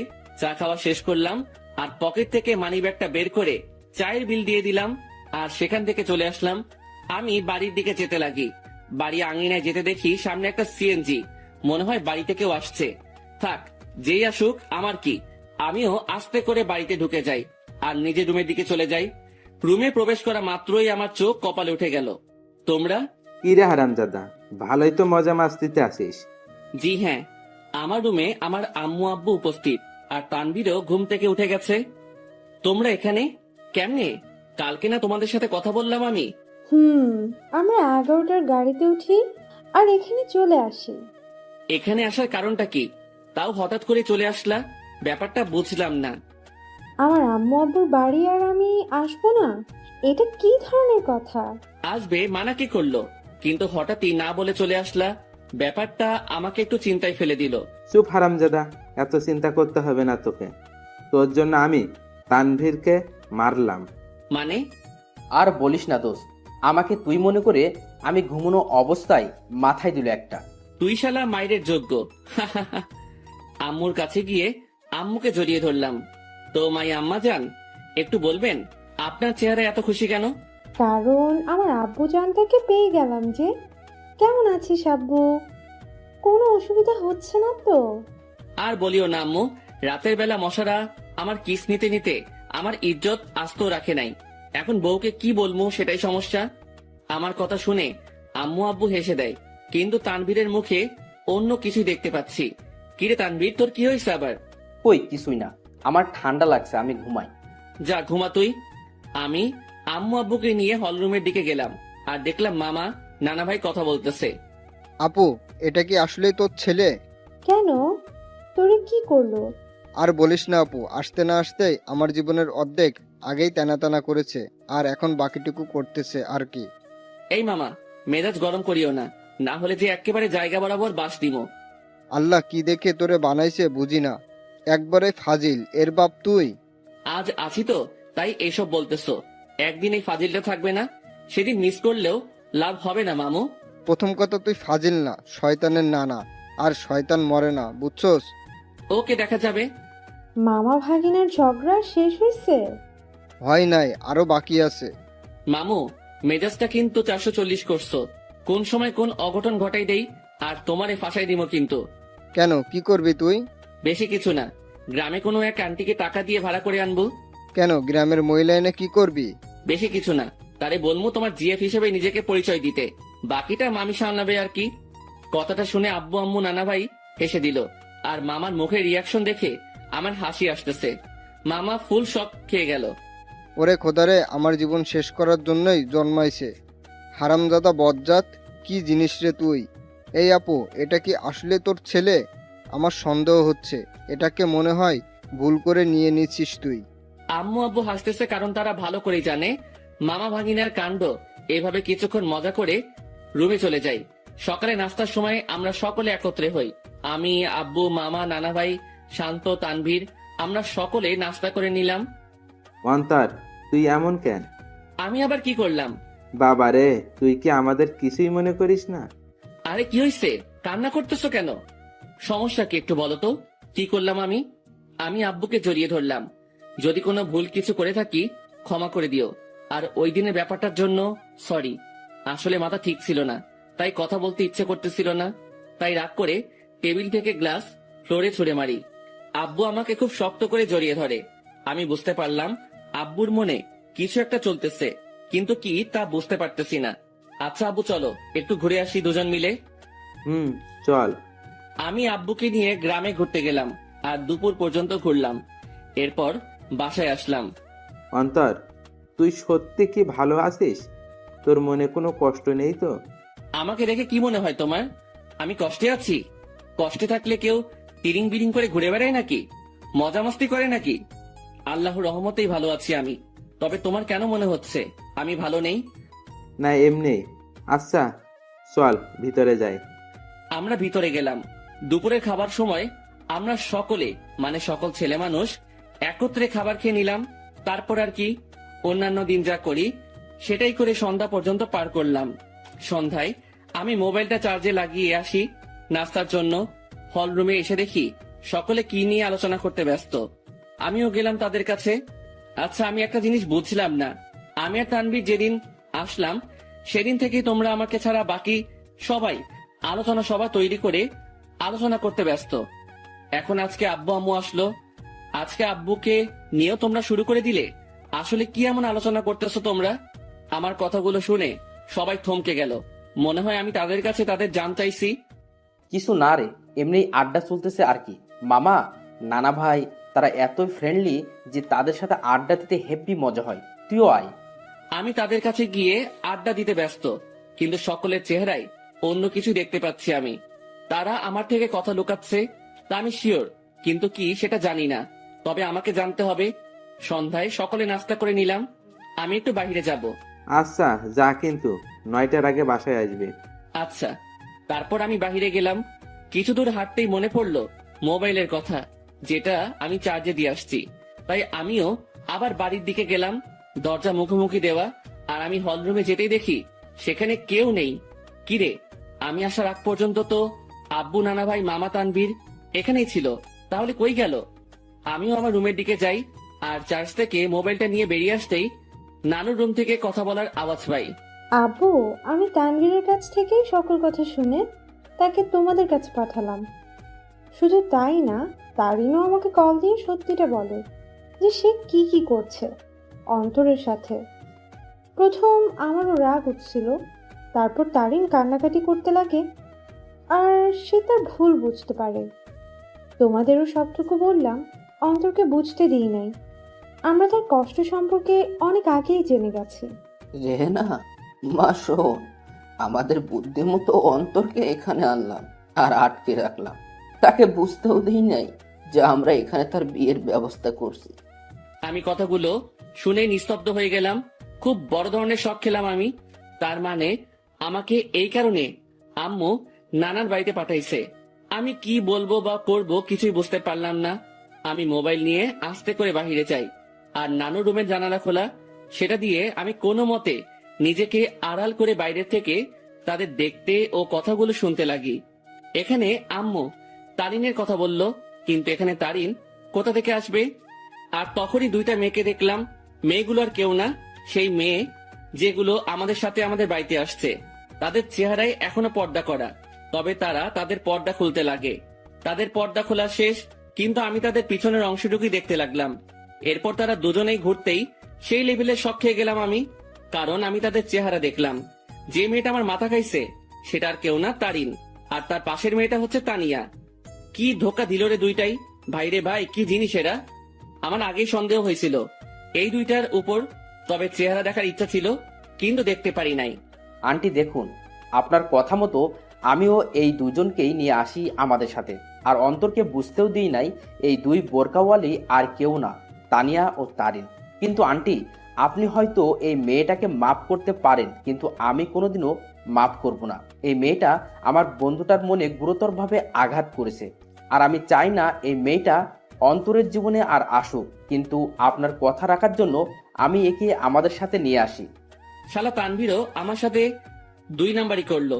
সে আমাকে গোপনে হলেও তো আমাকে বলতে পারতো, কিন্তু শালাও বেইমানি করলো। তানভীর প্লিজ, আল্লাহর দোহাই লাগে, আমাকে মাফ করে দাও। আমি সত্যিই অজান্তে এমনটা করছি। আমি অন্তরকে হারাইতে চাই না। প্লিজ আমার অন্তরকে ফিরিয়ে দাও। কথা দিচ্ছি আর এমন হবে না, কোনোদিনও না। এই, তুমি এভাবে কথা বলতেছো কেন? তারিন তো তার ভুল বুঝতে পারছে, তাহলে কেন ওকে কথা শোনাচ্ছ তুমি? তুমি কি ভুলে গেছো এই মেয়েটা কি অপবাদ দিয়েছিল তোমাকে ও অন্তরকে? আর ভুলে গেলেও কিভাবে অন্তরকে জুতার বাড়ি দিচ্ছে। এই মেয়ে ক্ষমার যোগ্য না। তানভীর, বাবা শোন, আমি জানি আমার ছেলেটার সাথে কি করলো তারিন, কিন্তু সে তো তার ভুল বুঝতে পারলো। আর আমি আমার ছেলেকে চিনি ভালো করে, সে নিশ্চয়ই তারিনকে ক্ষমা করে দিবে। কিন্তু আন্টি, আমার মনে হয় না অন্তর এই মেয়েটাকে ক্ষমা করবে। আমি অন্তরকে ভালো করে চিনি, কারণ অন্তরের সাথে কেউ শত্রুতামি করলেও অন্তর ক্ষমা করে দিতে পারে, কিন্তু এই মেয়েটা অন্তরের মন ভাঙছে। তাই তো বাবা, আমরা অন্তর ও তারিনের বিয়ের ব্যবস্থা করেছি, যাতে বিয়ের পর অন্তর তারিনকে বুঝতে পারে আর ক্ষমাও করে দেয়। আর এই জন্যই আগামীকালেই অন্তর ও তারিনের বিয়ে দিব আমরা সকলে মিলে। তানভীর, আমি অন্তরকে না পেয়ে মরেই যাব। দেখো তানভীর, আমি জানি আমি অনেক বড় ভুল করছি, কিন্তু বিশ্বাস করো অন্তরকে আমি নিজের থেকেও বেশি ভালোবাসি। তানভীর, আমি তোমার পায়ে পড়ি, একমাত্র তুই পারিস অন্তরকে আমার করে দিতে। এই মেয়ে দূরে থাক আমার থেকে। আর আন্টি আঙ্কেল যেহেতু আপনার অন্তরকে না জানিয়ে অন্তরের বিয়ের ব্যবস্থা করছেন, যদি অন্তর জানতে পারে যে আপনাদের প্ল্যানে আমি জড়িত, তাহলে অন্তর আমাকে কখনোই ক্ষমা করবে না। তাই আপনারাও কেউ বলিয়েন না যে আমি আপনাদের সাথে ছিলাম। কিন্তু তানভীর, আমি তো সত্যিটা জেনেই গেছি। আর কথা রইল বিয়ের, সেটা তখনই হবে যখন আমি এখানে থাকবো। তার আগেই আমি এখান থেকে কেটে পড়বো। ঠিক আছে বাবা, আমরা এটা বলবো না যে তুমি সব জানতে। আমরা ব্যাপারটা লুকাবো অন্তর থেকে। এবার আমার সামনে সকল সত্য চলে আসলো। বাহ, ভালোই তো প্ল্যান করছে। আর কি বললো তারিন? সে আমাকে ভালোবাসে, তাই না? আর ভালোবাসা লাগবে না, বিয়ে তো দূরে থাক, তার চেহারাও দেখতে আমি ইচ্ছুক নই। আমিও চলে গেলাম। কোনো মতে রাত 8টা পর্যন্ত বাইরে কাটালাম। আমি বাড়ি আসলাম আর দেখলাম তারা কথা বলতেছে। আমি তো এখন জেনেই গেছি তাদের কি নিয়ে আলোচনা হতো এতদিন। তারা আমার থেকে কথা লুকাইছে, এবার আমিও তাদের বুঝতে দিব না আমিও তাদের গোপন কথাটা জেনে গেছি। সকলে মিলে রাতের খাবারটা খেয়ে নিলাম। তবে আমি চুপচাপ ভাবে থাকি আর তাদের বুঝতে দেই না আমার মনে কি চলতেছে। আমি কারোর সাথে কোনো কথা না বলে চলে যাই রুমে। কিরে, কি করিস? কিছু না। কিরে, এভাবে চুপচাপ আসিস কেন? আমার ঘুম আসতেছে। Bye, good night. আমি কম্বলটা গায়ের উপর দিয়ে শুয়ে পড়ি। রাত প্রায় 12টা বাজে। তানভীর ঘুমাই, কিন্তু আমি ঘুমাইনি, কারণ আমি চলে যাব এখান থেকে। কাউকে বলেও যাব না। আমিও উঠে আমার ব্যাগ গুছিয়ে নিয়ে রেডি হয়ে আস্তে করে ব্যাগ নিয়ে রুম থেকে বেরিয়ে পড়ি আর আস্তে করে দরজা খুলে বাসার বাইরে চলে যাই। আমাদের বাড়ি থেকে বাস স্টেশন প্রায় হেঁটে গেলে 15 মিনিটের রাস্তা। আর আমিও ব্যাগ নিয়ে হাঁটতে লাগি। বাস স্টেশন প্রায় হেঁটে গেলে 15 মিনিটের রাস্তা আর আমিও ব্যাগ নিয়ে হাঁটতে লাগি। আমি কোনো মতে বাস স্টেশনে পৌঁছে যাই। সেখানে গিয়ে মামা তানভীরকে SMS করে দেই যে আমি চলে যাচ্ছি, আমার জন্য চিন্তা না করতে। ব্যাস, মেসেজ দিয়ে মোবাইলটা অফ করে দেই আর বাস স্টেশনে বসে আছি। আজ আমি আমার আপন মানুষগুলো থেকে দূরে চলে যাব, তবে জানি না কোথায় যাব আমি। তবে আপাতত আমি আমার এলাকার দিকেই যাব, এরপর না হয় অন্য কোনো কিছু ভাববো আমি। ভাগ্যক্রমে একটা বাস আসে আর আমি উঠে পড়ি। আমি বাসের মধ্যে ড্রাইভারের পিছনের সিটে বসি। সেখানে টিকিট বাকি ছিল, তাই আমিও নিয়ে নেই। মোট কথা, তাদের থেকে দূরে চলে যেতে চাই আমি। আর তারিন, যে কিনা আমাকে অনেক কষ্ট দিল, সে আমার আম্মু আব্বুকে ভালোই পটাতে পারলেও সে কোনো দিনও আমাকে পাবে না, কারণ সে আমার মনে গুরুতর ভাবে আঘাত করলো, যা সহজেই মিটবে না। আমি অনেক কষ্ট ভোগ করছি, আর এত সহজে তারিন আমাকে পেয়ে যাবে তা কোনো দিনও না। এবার সেও বুঝুক, যখন ভালোবাসার মানুষ দূরে থাকে ও ঘৃণা করে তখন কেমন লাগে। আমি অনেক কষ্ট অনুভব করলাম, এবার তার পালা কষ্ট অনুভব করার। আমি কোনো দিনও তারিনকে বোরকা পরা অবস্থায় দেখি নাই। আর আমাদের সাথে যখন বাসে ওঠে তখন সে বোরকাটা পরে, মানে শুধু চোখগুলো দেখা যাবে, বাকি শরীরের অংশ দেখা যাবে না। ওই বোরকাটা পরে, আর এই বোরকাটা পরায় আমি তারিনকে চিনতে পারি নাই। তবে শুধু তারিন না, তানিয়াও তারিনের মতোই বোরকা পরে, তবে বোরকার রংটা ভিন্ন। তারিন পরছিল কালো আর তানিয়া পরছিল একটু নেভি ব্লু বোরকা। মেয়েটা ভালোই বুদ্ধি খাটাইছে, মানতেই হবে। সে আমার সামনে না এসে আম্মু আব্বুকে ভালোভাবেই পটাইছে ও তাদেরকে ভালোভাবেই আয়ত্ত করলো, কিন্তু কোনো লাভ হয়নি। কি করে ভাবলো এত সহজে আমাকে পেয়ে যাবে? আমাকে যতটুকু কষ্ট দিল তাকেও সেটা অনুভব করতে হবে, এরপর না হয় দেখা যাবে। প্রায় 2 ঘন্টা বাস চলতেছে, কিন্তু চোখে কোনো ঘুম নেই আমার। থাকবেই বা কি করে? যে দেখলাম ও শুনলাম আমি যদি আজ সেখান থেকে না চলে আসতাম তাহলে তারা আমাকে জোর করে হলেও তারিনের সাথে বিয়ে দিত। কিন্তু আমি কোনো দিনও এই মেয়েকে এত সহজে মেনে নিব না। একবার এই মেয়েটা আমাকে সন্দেহ করে ও অবিশ্বাস করে, আমাকে অনেক অপমান করলো আর জুতার বাড়িও দিল। আর আজ যদি মেয়েটাকে আমি বিয়ে করি তাহলে আমার অপমানের কি হবে? আমার মনে যে আঘাত করলো তার কি হবে? আর তাছাড়াও এরপর সে যদি অন্য কোনো কাহিনী করে বসে বা আমার পরিবার থেকে আমাকে আলাদা করতে চায়, তাহলে না, এই মেয়ে ভালোবাসার যোগ্য নয়। ওর মনে কোনো ভালোবাসা নেই, আছে শুধু ভালো লাগা। আর ভালোবাসার কি বা বুঝে এই মেয়ে? হ্যাঁ, ভালোবাসার কোনো কিছু জানে সে? ভালোবাসা কি সেটা জানে নাকি? যদি সে সত্যিকারই আমাকে ভালোবাসতো তাহলে আমার উপর ভরসা রাখতো, কিন্তু সে। বাসের ব্রেক কাজ করতেছে না। কথাটা শুনে সেখানে থাকা যাত্রীরা ও আমি শক খেয়ে গেলাম। কি বলতেছেন আপনি এসব? বাসের ব্রেক কাজ করতেছে না, হঠাৎ করেই ব্রেক কাজ করা বন্ধ করে দিয়েছে। ড্রাইভারের কথা শুনে যাত্রীরা আতঙ্কে ও ছোটাছুটি চিৎকার চেঁচামেচি শুরু করে দেয়। আরে আপনারা শান্ত হন সবাই, প্লিজ এভাবে উত্তেজিত হবেন না। আর তখনই সামনে থেকে একটা ট্রাক আসে আর বাসের সাথে ট্রাকের ধাক্কা লাগে। এক মুহূর্তেই সকল কিছু পরিবর্তন হয়ে গেল। আমার চোখ ঝাপসা হয়ে আসছে, তবুও চোখে একবার আশেপাশে দেখে নেই। মৃত্যু আমার চলে আসছে আর আমার জীবনের সমাপ্তি হয়তো এইভাবেই হওয়ার ছিল। আর কিছুক্ষণের মধ্যে অন্তর সেখানে মারা যায়। বাসে প্রায় 40 জনের মতো ছিল, যার মধ্যে অনেকেই গুরুতর আহত হয়। আর সামনে থাকা ড্রাইভারও শেষ। বাসটি সামনে স্টেশন থেকে যাত্রী নেওয়ার কথা ছিল, হয়তো আর যাত্রী নেওয়া হলো না। কিছুক্ষণ পরেই সেখানে উদ্ধারকর্মী ও অ্যাম্বুলেন্স আসে ও তাদের কাজ করতে ব্যস্ত। সকালবেলা তানভীরের মোবাইল বেজে ওঠে। হ্যালো। অপর পাশ থেকে কথা শুনেই তানভীরের মোবাইল হাত থেকে পড়ে যায়। তানভীর পাগলের মতো ব্যবহার করতে শুরু করে। আর তানভীর অন্তরের মামাকে নিয়ে সেও সকাল সকাল বেরিয়ে পড়ে। তানভীর ও অন্তরের মামা জায়গা মতো চলে যায়। তাকে একজন পুলিশ ফোন দেয় আর ঠিকানাটাও দেয় আর বলে সেখানে চলে আসতে, আর তানভীরও সেখানে চলে যায়। তানভীর, কি হয়েছে? তুই এখানে আনলি কেন? তানভীর চুপ হয়ে আছে। জি, আপনার নাম কি তানভীর? জি। আসুন আমার সাথে। আসলে ডেড বডির পকেট থেকে আমরা একটা মোবাইল পাই, আর সেটা অন করেই সেখানে আপনার নাম্বার দেখতে পাই, যেখানে লেখা ছিল তানভীর বেস্ট। তাই আপনাকে কল দিলাম। কার ডেড বডির কথা হচ্ছে অফিসার? আসুন আমার সাথে। পুলিশ তানভীর ও অন্তরের মামাকে একটা রুমে নিয়ে যায়, যেটাতে ডেড বডি শোয়ানো। সেখানে সাদা চাদর মোড়ানো একটি লাশের কাছে নিয়ে যায়। তানভীর, কি হয়েছে রে? কার কি হয়েছে? কিন্তু তানভীর নিস্তব্ধ। পুলিশ অফিসার সাথে সাথে সেই লাশের মুখ থেকে সাদা চাদরটা সরায়। সাথে সাথে অন্তরের মামা লাশ দেখে থমকে যায়, কারণ এটা তার ভাগ্নে অন্তরের ডেড বডি। এই তানভীর, এটা কে? দেখতে তো পুরাই আমাদের অন্তরের মতো লাগতেছে। তানভীরের সাথে সাথে সেই বডিটা ধরে চিৎকার করে কান্না করতে লাগে, কারণ আজ তার বন্ধু তার থেকে বহু দূরে চলে গেছে, যেখান থেকে আর কোনোদিনও ফিরবে না। এই অন্তর, এভাবে শুয়ে আছিস কেন? এই এই অন্তর, দেখ ভাই, এভাবে শুয়ে থাকিস না, কথা বল ভাই। এই তুই না আমাকে ভাই ডাকছিস, আর তুই না বলতি তুই আমার কথা শুনবি, তাহলে শালা এভাবে শুয়ে আছিস কেন? এই অন্তর। এই তুই কাকে অন্তর বলতেছিস তানভীর? আমাদের অন্তর তো বাসায়। আর তখনই অন্তরের মামার মোবাইলে কল আসে আর দেখে তার বোন কল দিছে। কি রে ভাই, কই গেছিলি? আর তানভীর, অন্তর কই?